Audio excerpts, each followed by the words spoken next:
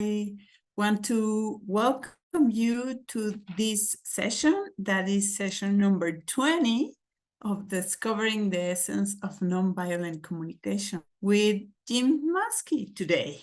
Welcome, and I turn it to you. Gracias. Thank you all for being here. And Jori sends her regards. She's feeling a little bit of a headache today. And so she's decided to take the afternoon off. And so I miss her. I bet you guys do too. It's always fun to have her sitting next to me. And yeah. Today's class is called Facilitating Connection. And I'm going to do my best to do the least amount of speaking today.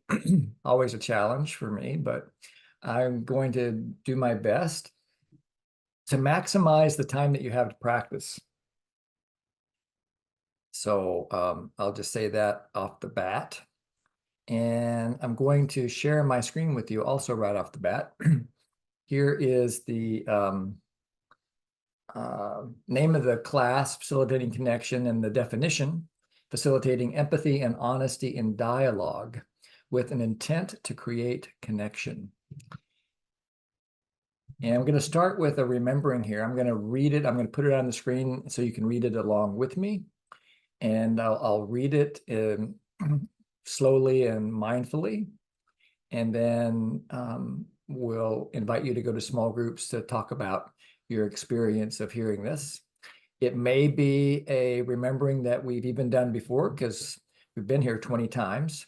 But this one really speaks to the essence of what we're going to be exploring today. It's like a poem that was written by Marshall around in the late 70s. So long before NVC was invented. But you can see already in the poetry how Marshall was already doing his best to live the spiritual clarity that became nonviolent communication. Asta, you have your hand up? Yeah, are we supposed to see another screen? Because I can see facilitating connection and... That's all you need to see so far is facilitating connection. Okay. Yep. Here comes the poem, and I'll read it to you guys. From Now On, by Marshall Rosenberg. From now on, I choose to dream my own dreams so that I can fully taste the mystical excitement of being human.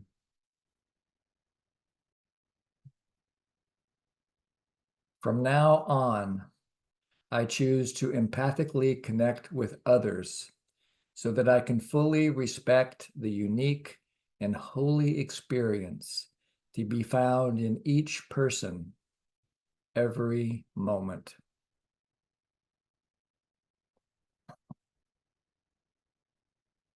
From now on, I choose to have my actions flow from connection with nature and to direct my attention where it supports this flow.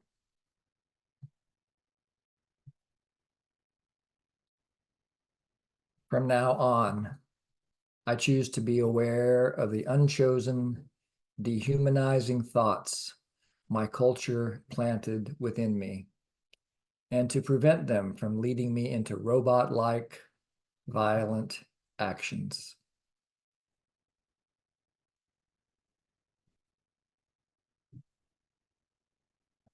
From now on, I choose to openly reveal what is alive within me, even though others may not appreciate the gift.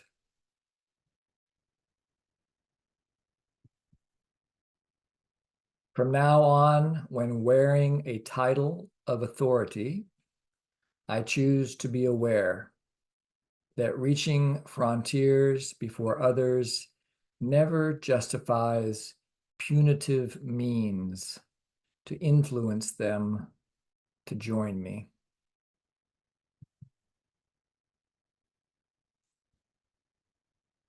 From now on, I choose to believe that the failure of our needs to be fulfilled results from insufficient dialogue and creativity rather than scarcity.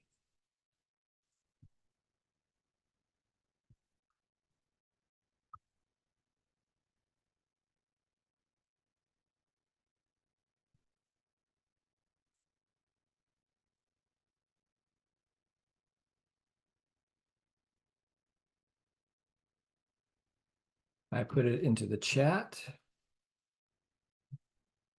It all didn't fit in one chat, so I have to do it in two pieces. So hang out with it for just a minute. Maybe in about 1 minute, Marta will open up the small groups so that you can talk about it. I'll be quiet for 1 minute and then give you a request.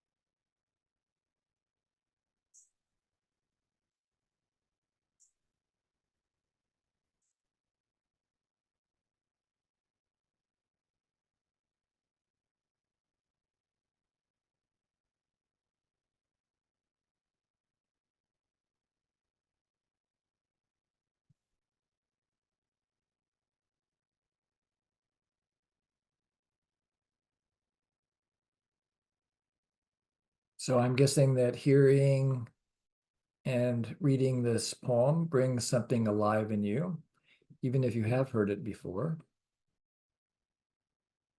And the idea is when you go to small groups is to share what's alive in you, to follow that advice. And one of the points from now on, I choose to openly reveal what is alive within me.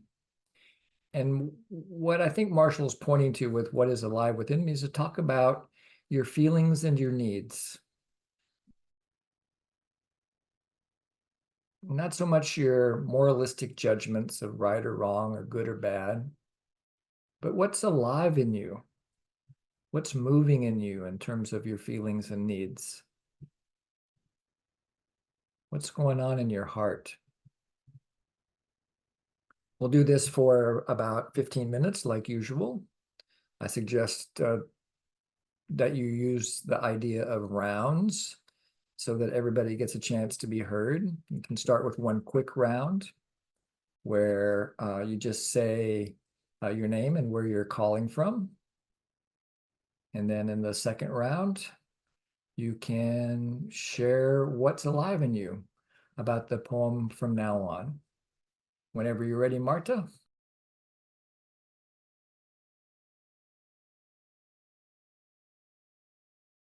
You. Okay. So I just went to check my email and somebody else was having trouble getting in today. So I'm going to send you their email. Maybe they're here, I'm not sure. But here it is.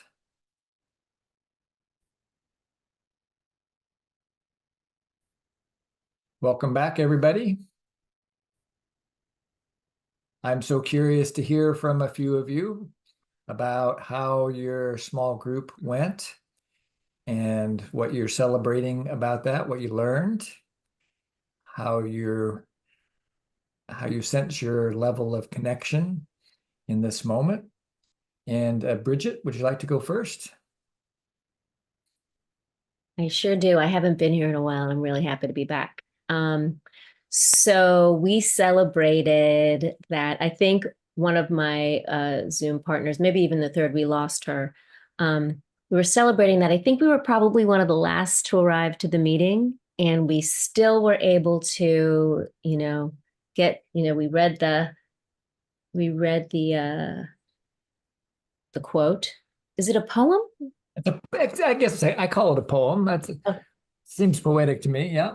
Yeah. And we all found it's wonderful, but that very last line, I choose to believe that the failure of our needs to be filled results from insufficient dialogue and creativity rather than scarcity. It really landed well for all three of us. And I'm going to celebrate the fact that had I heard that maybe 6 months ago, I would not have understood it.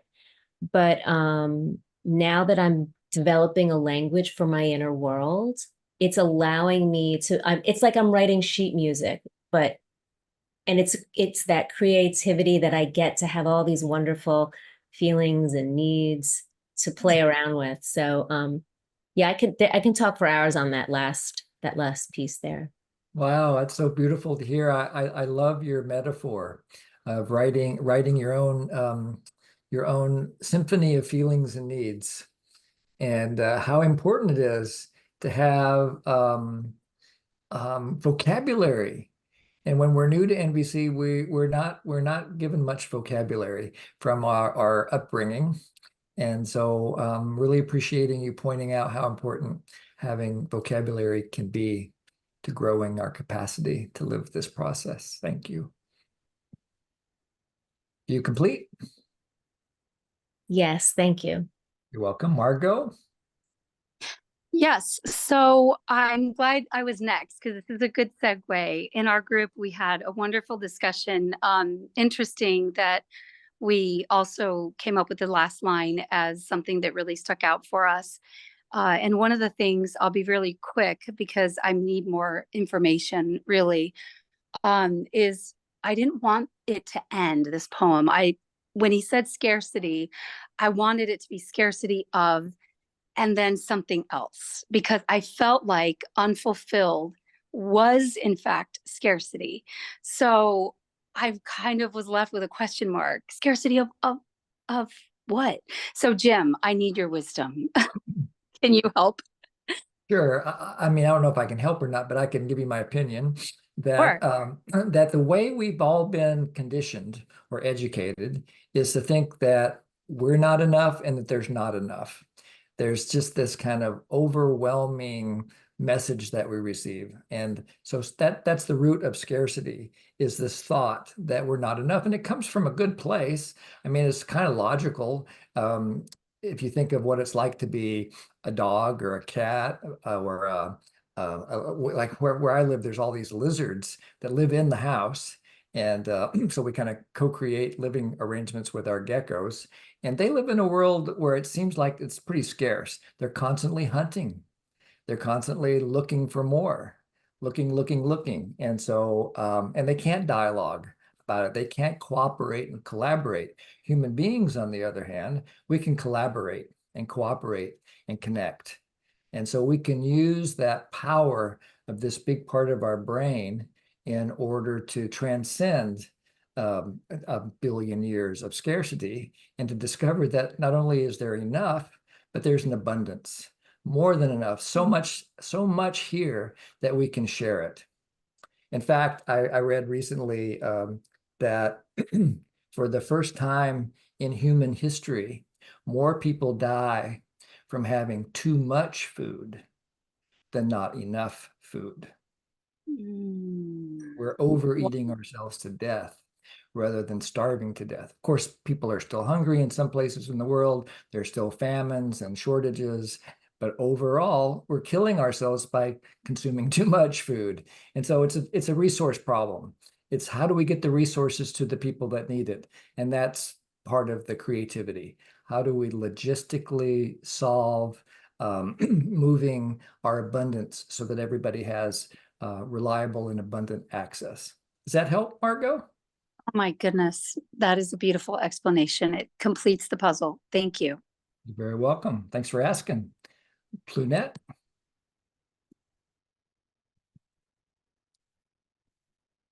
Can't hear you yet, Plunette.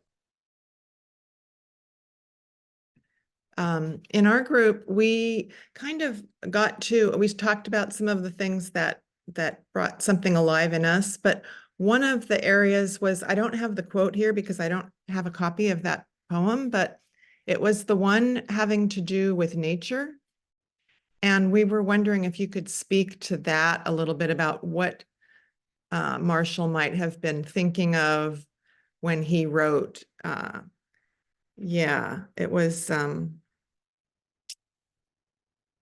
I third choose one. to have my actions flow from connection with nature and to direct my attention where it supports this flow. And Yeah. I'm wondering if you could talk about maybe the flow and what exactly he might have meant more Yeah. clearly. Well, I can only empathize with what Marshall might have been thinking, of course, and I can tell you what my own experience is. And that, when I hang out with these words, it's much easier for me now that I live here in Hawaii, where we live in a rainforest and we're just surrounded by nature. And we grow about 20 to 25% of our own food. And so there's just definitely and the birds wake me up, unfortunately, at 4:45 every morning. So there's that connection too. And so there's a deep sense of seeing how I'm an interdependent part of all that is.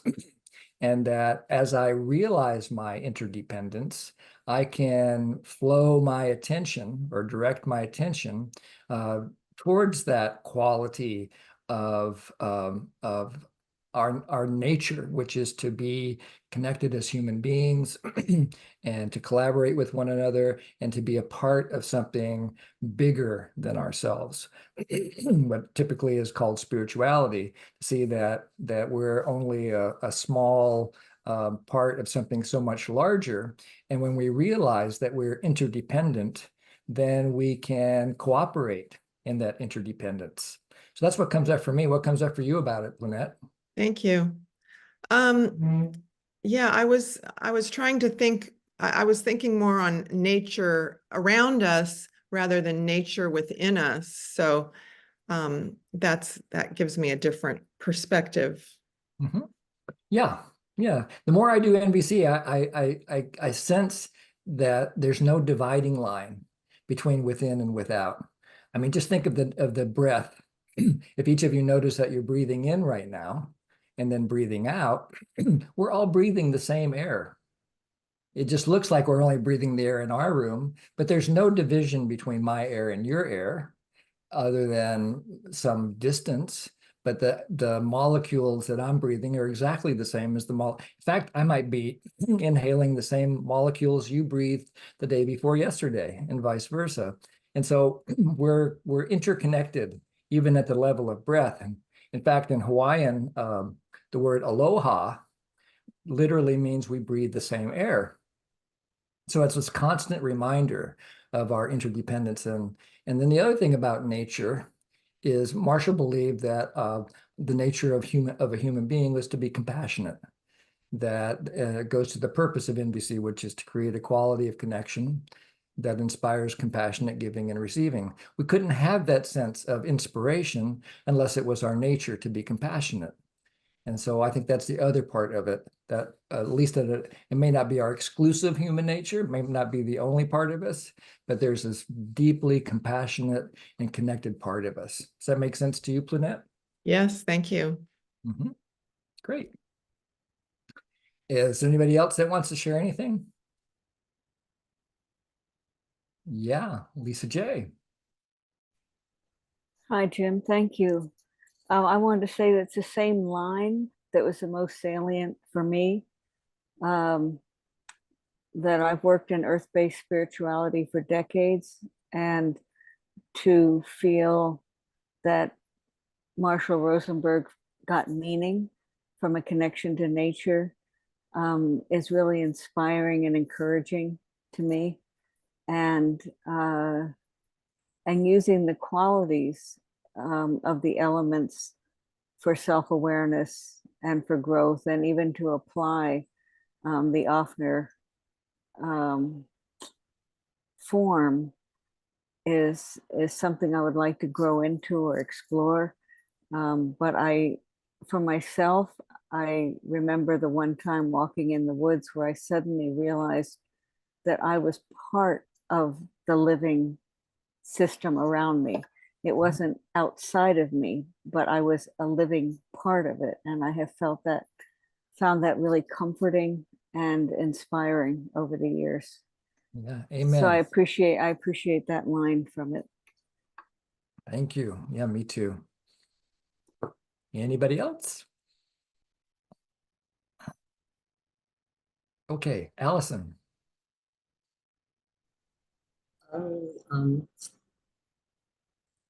This just made me think about a Pueblo Indian friend of mine who talks about the dances that they do of different animals. And then he said that they know that the animals are also doing dances for humans because humans need help. Yeah. Yeah, we need strategies to help us to connect, it seems like, especially nowadays. I read something very sad a year or two ago. I mean, like I said, we live in Hawaii, we have some of the darkest skies in the world because we just don't have that much, especially here in Maui. We're not very well, we're not developed with lots of exterior lighting. But I read that there are children in the world in big cities who have never seen a star other than our sun. And that's just astonishing to think about that they've never, and so there's a movement to help urban-based children to get out into nature, to have camping experiences and so forth, so that they can actually have more of that sense of connection with nature. That's a social change project. If anybody wants to get involved in your neck of the woods to help kids get out and experience a family camp or something like that. Umesh? Yeah. So many lines resonated, but the one which I felt very deeply connected is this. I choose to openly reveal what is alive within me, even though others may not appreciate the gift. Okay. So I connect it to, this clothes. Okay. So we wear clothes, okay, because we need to fight with we can't handle the nature elements. Okay, and that's we have told, okay. But then I also grew up in a place, okay, where, body adapts. It adapts to the extreme cold and hot heat. Okay, and you can do it without a AC, or a fan or whatever. Okay, and I grew up in that system. Okay, and now, okay, can't live without a fan. Okay, my son definitely can't. So what happens is, okay, but by wearing the clothes, again, air conditioning and all of it, okay, we have decreased the ability of ourselves, okay, to adapt. Okay, and now we are hostage to the elements. Okay, same way, okay, by choosing not to reveal, okay, what is in life, okay, from a very, gradually early as you adopt, ultimate and being dependent on others' opinion, okay, we have held ourselves hostage to these others' opinions, okay, to the society, okay, where we simply can't, okay, like we can't live without clothes. We can't live with okay, by revealing what is alive within us. We have to hide it. Yeah. So that was very much alive. Thanks for sharing that, Umesh. Yeah, we get used to what we've got, and then we get attached to it. It's certainly true for me. We're lucky we don't have an air conditioner and we don't have a heater. We have a fellow Maui in here can attest to what it's like here, unless you live down in Kihei, Gigi. Go ahead, Gigi. I I don't live in Kiev, and life is definitely precious on Maui. I wanted to share that what stood out to me in the poem, and every time you said it, it was like cementing deeper and deeper into my being, was the words "from now on," and the preciousness of those words, and the kindness and the grace of those words. We're not talking about yesterday. We're not looking to tomorrow, but in this moment, I get to choose how to show up and how I want to be the change really that I want to see in the world. And I'm so grateful for this community and for all of you and Marshall. So thank you from now on, guys. Thank you. Thank you. I love that too. And it's like a little mantra for me. It really helps to support that very first skill. Do you guys remember 20 weeks ago when we started this, the first skill? Presence. So we actually started with that frame from now on, and here we are 20 weeks later, deepening our experience. So let's maximize our practice time and just quickly introduce the skill and then get a chance to practice it in hopefully a fun and challenging way. So the skill is called facilitating connection. And it means facilitating empathy and honesty in dialogue with an intent to create connection. So we all, as far as I can tell, I can only speak for myself. So I started my journey really being very good at submitting to authority. And then as I got more independent, at least I thought I was independent. That's kind of the way we're trained, especially in the United States, to think that we're independent. Then my focus became on getting what I wanted, sometimes at any cost. And eventually I could see that this was damaging for me and for life. And I saw how these patterns were getting in the way of connection. And I still, I mean, it makes it sound like I'm finished with that, but it's an ongoing process of slipping in a way from an intent to connect, which is the aim that I have. But I also notice that I fall into an intention to correct. I fall into an intention to convince, and sometimes an intention to cajole or to, demand. So I can see how I can still slip into these other intentions, but now I'm becoming more aware of it. And that's kind of the necessary part of the journey, was to see what you're already doing.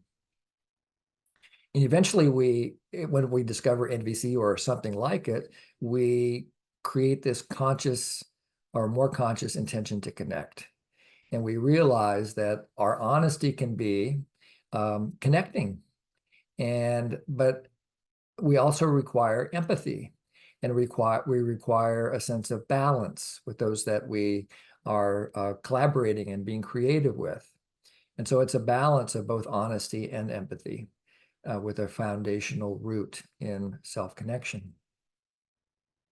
And then finally, maybe someday we'll all get here.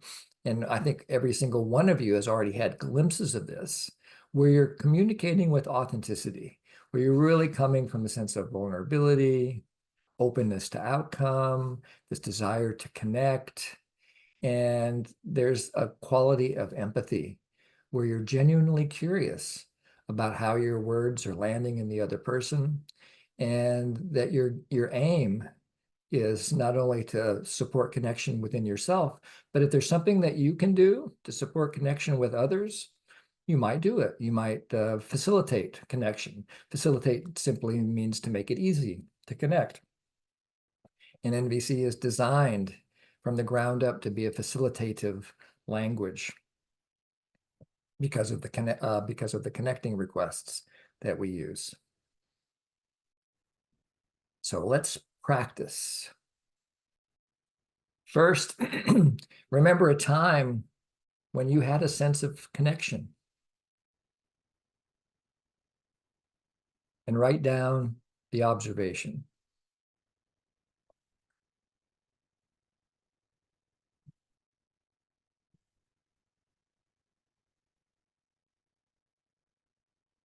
Some things you can include in the observation are: where and when are you? and who else is involved. For this exercise, pick a time when there is another person involved, where you have a sense of connection with that person. Could be a friend, a colleague, could be somebody that you're standing in line with at the grocery store.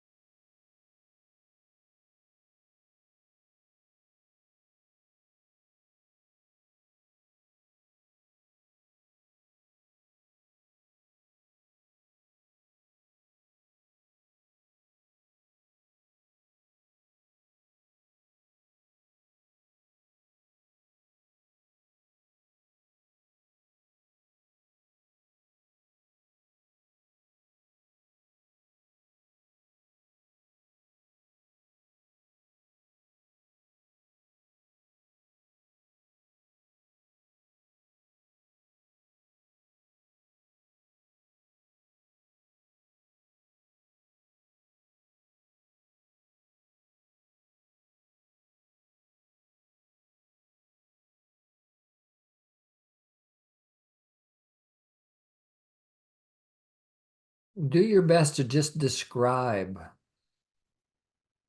this observation rather than to add any kind of evaluation or moral judgment to it, that it's good or right or anything like that. Just describe where and when you are and who else is involved. Probably only takes 20 words, so it doesn't have to be a big narrative. And then as you connect to this observation, define what connection means to you.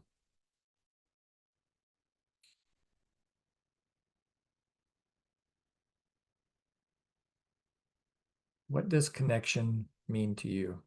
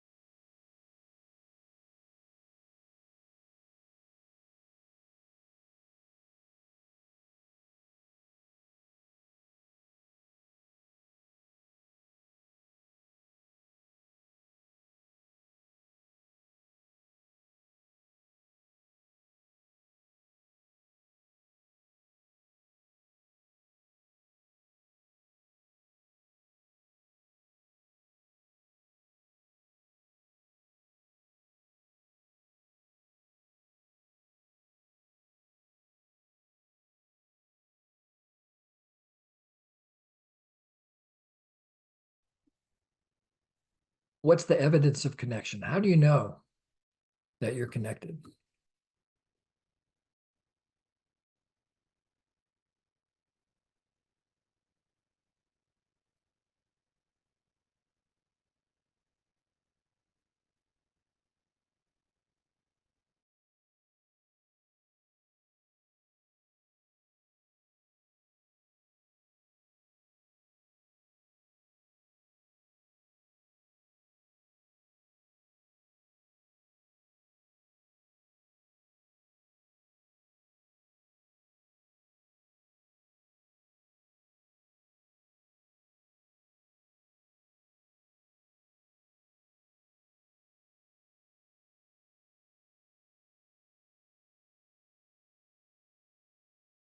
If you want to put the answer to this final question in the chat, that might be inspiring for some of us. Might also learn some new channels to become aware of that can help us to know when we're connected? How do you know when you have a sense of connection? And you can put your answer in the chat if you like to.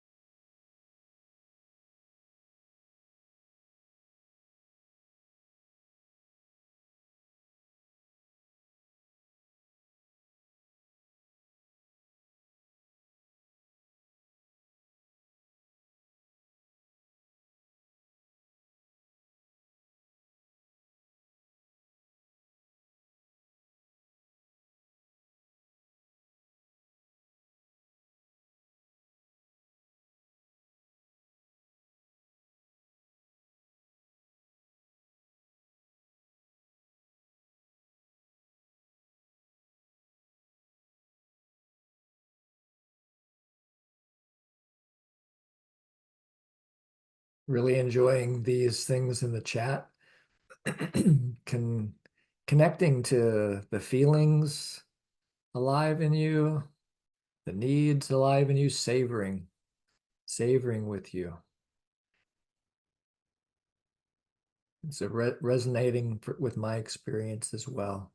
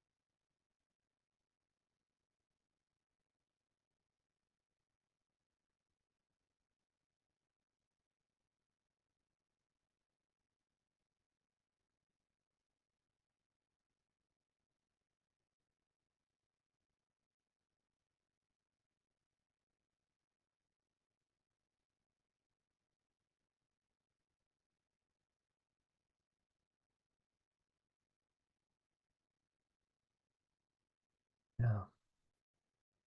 So feel free to continue to hang out here in this space or shift to the second practice,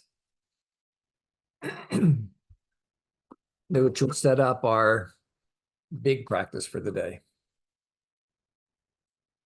So when you're ready, you can let that previous practice go and think of a new observation. A time when you were talking with someone with different beliefs or different political views or a different philosophy, but where you sense that there was difference at the level of thinking between you and another person. And again, write down the observation. Include where and when are you?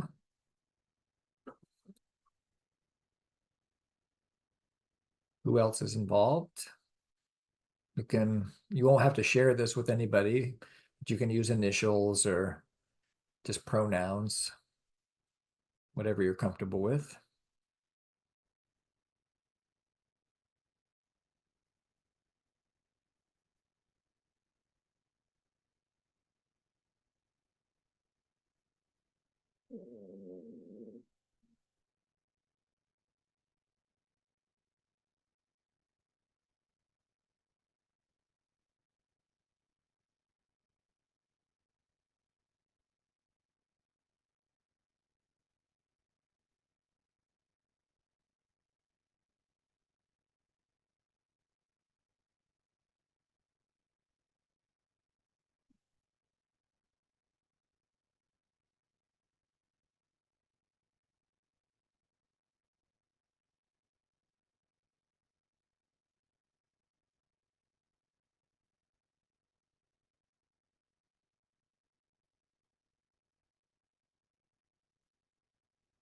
Then consider the question, what gets in the way, if anything?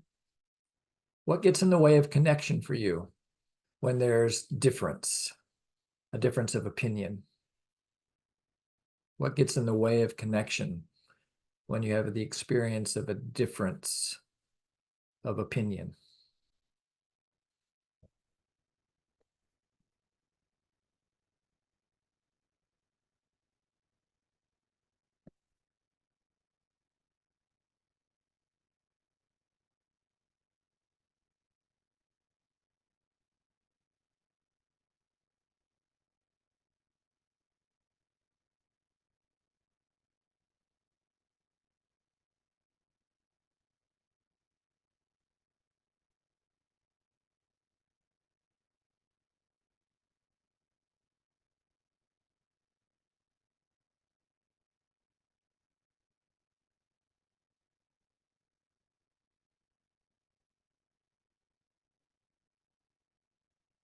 And give equal time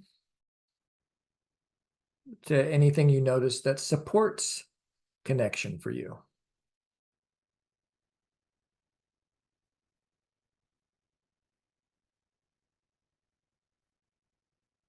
I'm going to be quiet now for just 2 minutes while you consider these questions.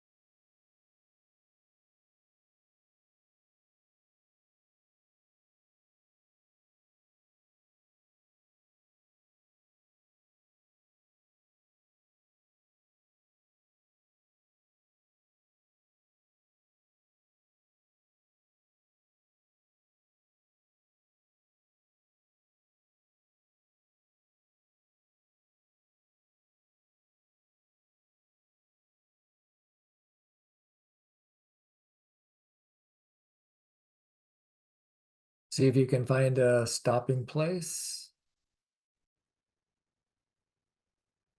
And direct your attention, if you're willing, and if you want to what it's like to notice this inside you. We've just built a foundation of presence and self-connection.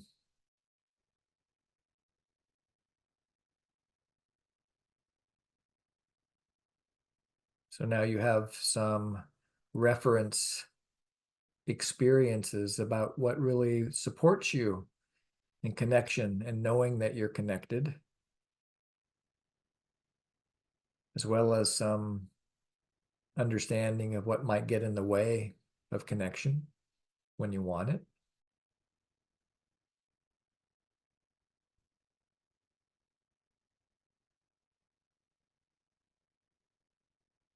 So just enjoy that you have whatever awareness you have now about what connection means to you and how you experience it in your body.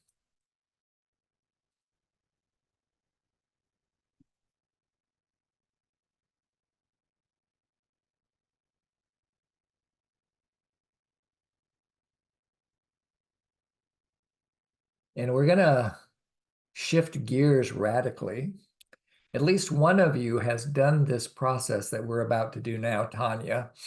And if you're one of the ones like Tanya who have done this process, then when there's a chance to play different roles, then I'll ask you to be in the observer role, unless somebody else in your group doesn't want to play any of the other roles, and you can do whatever you want to, but and maybe there'll be time for all three roles today. We'll see. So we start with a quick video.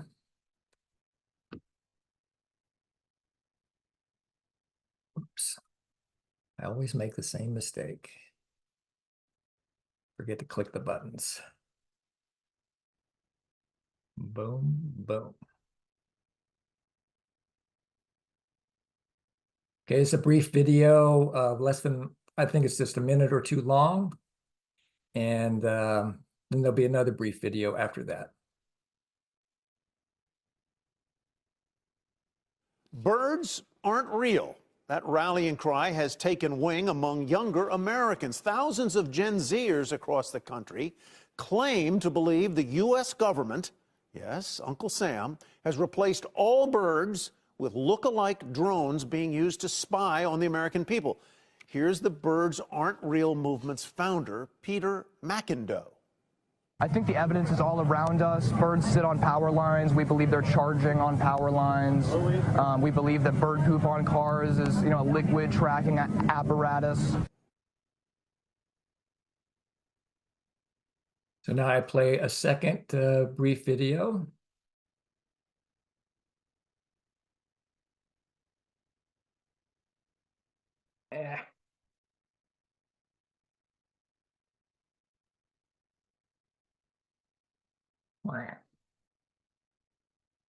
Sorry about the delay.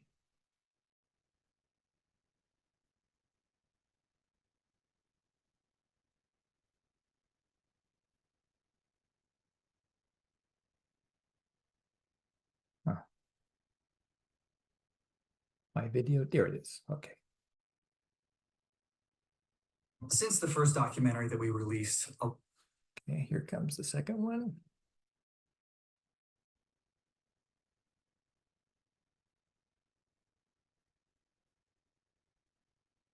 Huh. Interesting. It's not showing up on your screen, I'm pretty sure. Let's see here. Nope, you're seeing my mail. Mm-hmm. Let's see. How about, nope. Okay, so we'll just go with the first video. It's enough for now. The second video basically is a documentary from the people who do the Birds Aren't Real thing, and where he is showing some evidence that he has to prove his point that birds are not real, showing some fake birds that have inner pieces that are obviously electronic, and that basically are proving his point that birds are not real. And so that's the setup for the game. And the game is actually now to have a conversation with some friends. Oh gosh, there's the other video. Great. Maybe I will play it real quick. Let's see here, because it really kind of makes it a little bit more fun. There we go. It's just another minute or so of this. Since the first documentary that we released, a lot of people said, well, hey, just prove it. Why don't you just go into the wilderness, just capture a bird, pluck its feathers, show us the insides. Why don't you prove that birds aren't real? Well, that's why we're making this documentary. It's because we have proof. Evidence has surfaced where people have taken drone prototypes. People have taken birds, taken all their feathers off, and just revealed the electronics underneath. The evidence is out there. Most humans just don't want to look past it. They want to believe what they were taught growing up. Okay, so that's the belief system that you're going to be working with. So the way the game is set up, there'll be 3 roles in the game. Someone who is willing to take on the role of that birds aren't real, and you're going to do the best you can to enter into this belief system that birds aren't real, that they're part of a government conspiracy to spy on everybody else, and so forth. And then the second person in the role play is the connector. And your job is to do the best you can to be with the believer. So you're going to use all your NVC skills to walk with the believer. And so you're going to be using your own skills of self-connection, honesty, empathy, whatever skills you can pull out in order to stay connected to the person that has probably a belief system different than you, thinking that birds are not real, that there's no such thing as a real bird. In fact, the conspiracy believes that there hasn't been a real bird since the 1960s, when the CIA went and killed all the birds and replaced them with drones.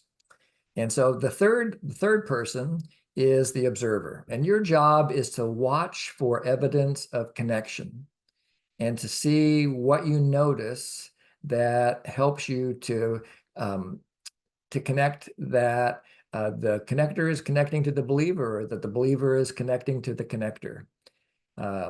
And so do it for 10 minutes. Marta will send you a little chat or in the breakout room saying that 10 minutes are up, and the invitation then is to stop and debrief for 5 minutes just to talk about what the experience was, and then to shift again so that somebody else gets the chance to play the other role.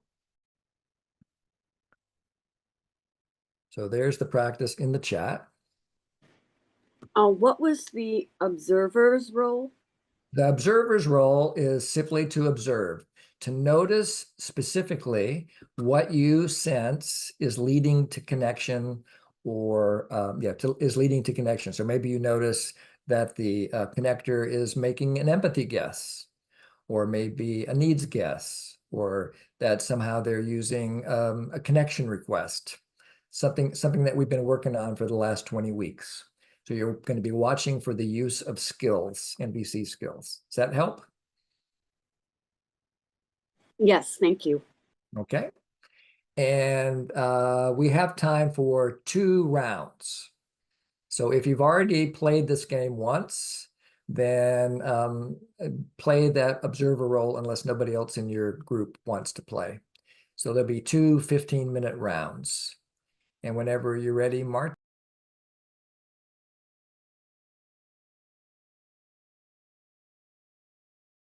Right. Thanks for trying that out. Just take a moment and connect with yourself before we do some debriefing here in the big group. If you'd like to just notice how you feel after having had the practice or whatever happened in your small group.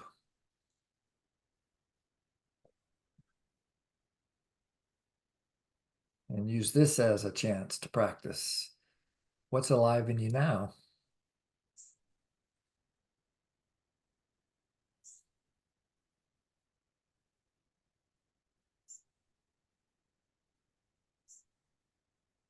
What's alive in me is wanting to know what's alive in you.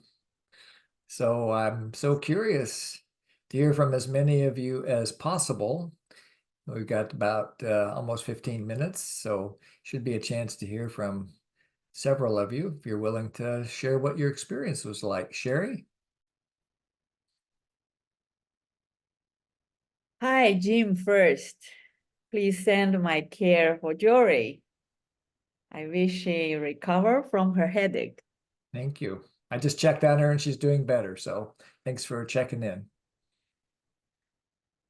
I share from my practice as the speaker and also connector, both role.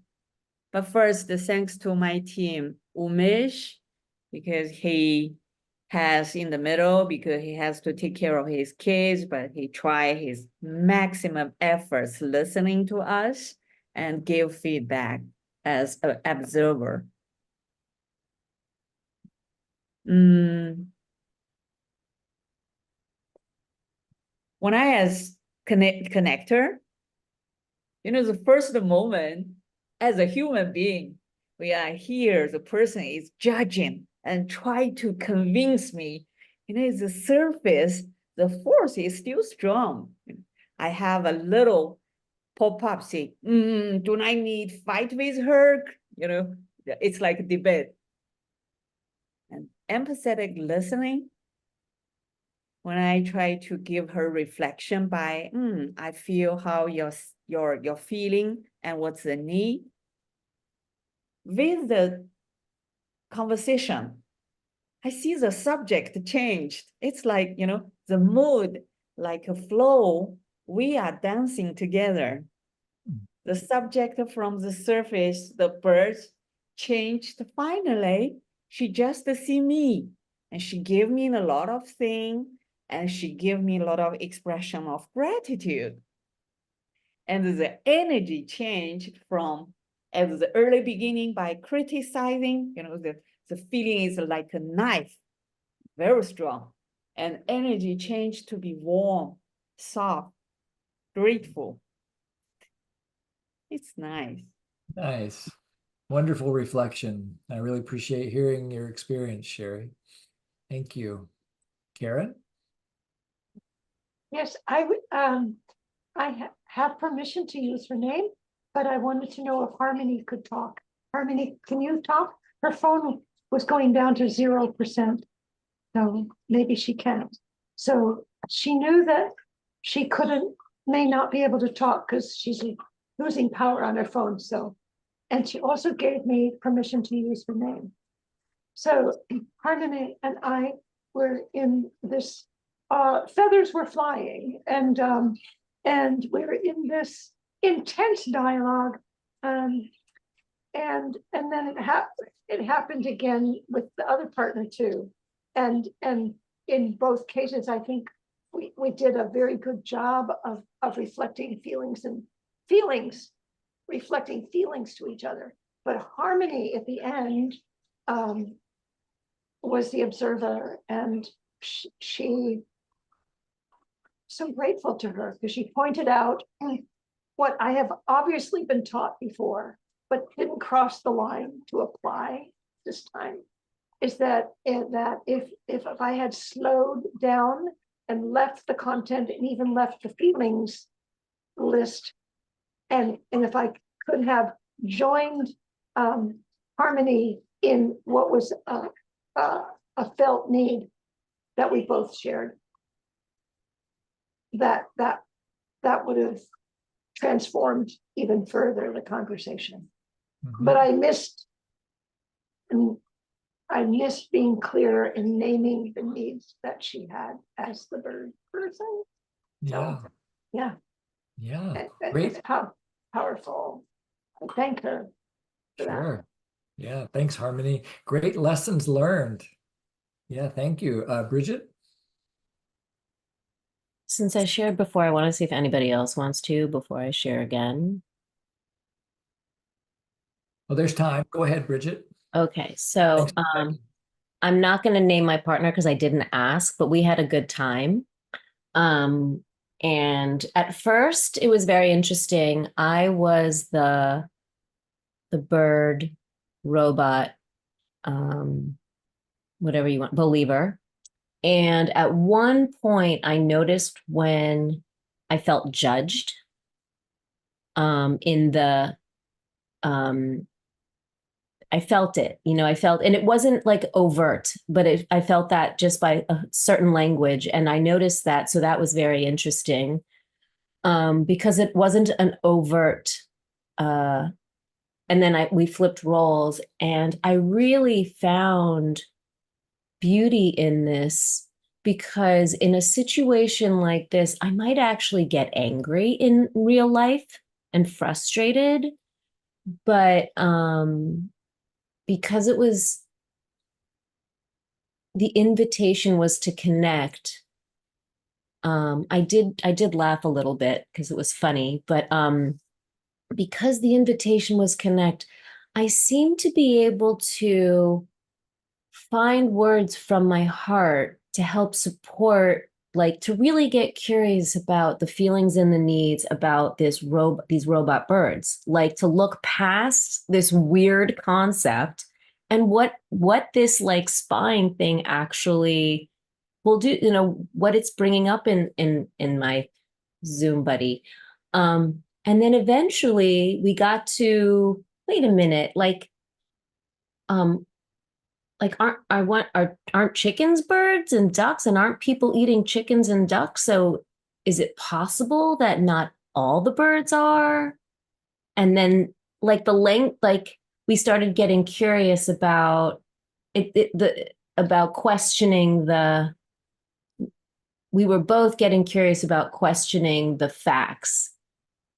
And the request was, I wonder, would you be interested in looking into it, something like Snopes or something and we did, we went there and we learned all about this. We learned all about where it came from. So it was it was a really nice like progression to that. I don't know if it made sense in this capacity and me explaining it, but yeah, it was cool. Very, very cool. Very cool. Wonderful. Thank you. And Pooja, you had your hand up. Is there something live in you you'd like to share? Just a question came up. So I had a beautiful experience, just like the first speaker did. But a question came up, which is like, in real world, it's not like one person is the speaker and the other is the connector. Oftentimes we run into where both the people are the speakers. And they are holding the opposing ideas. And do you have any comments for that? Yeah. This is like an opportunity to practice self-discipline, to do conscious turn taking. So during the height of the pandemic, I had a huge conflict with a friend about some of the issues that were arising in the pandemic. And this was also when the Ukraine war was breaking out, and there was a lot of chaos. There's always a lot of chaos in the world, but we were trying to navigate our differences.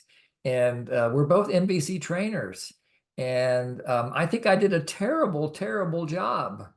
I really noticed how much I would really work on my head to be ready before the next call, so that I'm just going to connect, I'm just going to listen, and so forth. And then the meeting would start. And about 3 minutes into it, I shifted my intention to correct. I wanted to prove my point. I wanted to give evidence. I turned into like a lawyer. or something like that. And so I could see how that wasn't going to get us anywhere. We tried it several times, and finally we decided to take a break for about 6 months. And then when we came back together, we created basically this process that we just did in real life, only it had very formal turn taking. He talked for X number of minutes. I just listened for X number of minutes. Then it was my turn. I got to talk for X number of minutes, then he got to listen. And we did this formal turn taking for about 45 minutes, and gradually we shifted out of the formal turn taking and became more conversational. Jori and I have done this also in times of conflict. So by creating an intention to connect and creating a formal turn-taking regimen, it really seemed to support connection. So you can always make that request. Whether it holds or not, you win some and you lose some. So that would be something to try. Thank you so much. You're welcome. Now I want to show you the rest of the video for those of you who didn't go to Snopes. So we'll have to endure the first part of it again. But now you'll know the rest of the story. Birds aren't real. That rallying cry has taken wing among younger Americans. Thousands of Gen Zers across the country claim to believe the U.S. government, yes, Uncle Sam, has replaced all birds with look-alike drones being used to spy on the American people. Here's the Birds Aren't Real movement's founder, Peter McIndoe. I think the evidence is all around us. Birds sit on power lines. We believe they're charging on power lines. We believe that bird poop on cars is, a liquid tracking apparatus. Now, not buying that the CIA took out billions of birds and replaced them with avian robots? Don't worry, they aren't really doing it either. The group recently told the New York Times that the whole thing is a parody social movement with a purpose. They say that purpose is to use their conspiracy to combat other potentially more harmful ones. Ben Collins joins me now. He's NBC senior news reporter. Ben, welcome. Good to have you with us. Conspiracy being used to combat conspiracy. How does that work? Well, it works for Gen Z, right? It works in the TikTok generation when you're surrounded by this stuff constantly and want to show everyone else, hold up a mirror, basically. Show everyone else the kind of ludicrous stuff they can come to believe if other people are saying it loud enough. That's what's going on here. The leader here created this movement in part because his parents believed, all of those ridiculous conspiracy theories about, UFOs and stuff too. He was saying, hey, I can just make one up and be as loud as them. We'll see how far this goes. Yeah, I was hoping that I could stop buying all that bird seed that I put out there, but I guess I can't. The birds are real. The New York Times calls this, by the way, an attempt to upend the rabbit hole with absurdism. Could it work or could it backfire? I mean, there's a possibility that people don't like the government so much that they might really believe it. Look, in the last, decade of covering InfoWars, I can tell you right now, if it can get dumber, it will get dumber. However, look, they have some allies here who are victims of this. Cameron Kasky, who is a Parkland shooting survivor, loves this. He's a big fan of this movement. It allows him to show other people how ridiculous these people sound. So while it may not be as intuitive as you would think, it is a real line of defense by people who grew up with this. Maybe they have better answers than, old people like us. So in the notes for the class this week, there'll be lots of other links that if you want to explore this, the New York Times article is there. There's a 60 Minutes presentation about Peter's work. There is a TED Talk that Peter did about this work. And what I like about it is this is an example of radical social change. This is the kind of social change that is so creative. This can get conversations going. I've done this class, so this is the third time I've done the class, and it's just been so stimulating for people. I'll bet a lot of you are going to go and talk about this with friends. So it's going to be an opportunity to talk about some of the issues that might come up for you about NVC and connection and so forth. So I hope that's the truth. I hope that you really enjoy continuing to connect. And we will be back next week. And we will deepen our continuing practice with patience. Now, we probably should have done that one first before tonight, right? To deepen our skill with patience. But we'll talk and practice patience next week. So thank you all for being here. Hopefully Jori will be joining us next week. And I've given her your well wishes. And I've started the after party. And Marta has put the link to the after party. And just a reminder, we're giving these classes away as a gift, as a fundraiser for NVC Academy. We are hoping to continue to raise money to support people who could not otherwise benefit from NVC Academy by providing them with scholarships so they can deepen their NVC work. So if you feel led to donate, we would love it, and it'll help a lot of people to continue to be able to receive the gift of NVC. And with that, I'm finished, and I'll listen to Umesh, and the after party has started, and then I need to go. Go ahead, Umesh. Yeah, thanks for showing the last one, the absurdism to combat some conspiracy theories.